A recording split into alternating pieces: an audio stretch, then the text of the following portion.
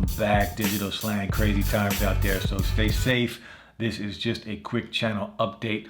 I did get my old channel back finally. It took about 4 months for YouTube to get it back to me, and it's still not completely back. I have control over it. I can post videos, but it's not monetized anymore. There are some things that YouTube is still working on.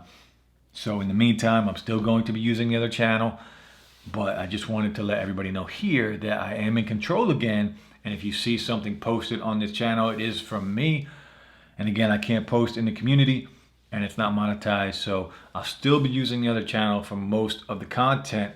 But because this channel has been down for so long, the algorithm is all screwed up.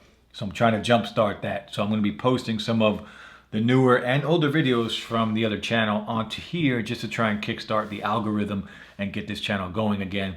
And then at some point, once I get this back fully, I'll split them up and I'll be doing different things on each channel. Not sure what route I'm going to take yet with that, but I am open to suggestions.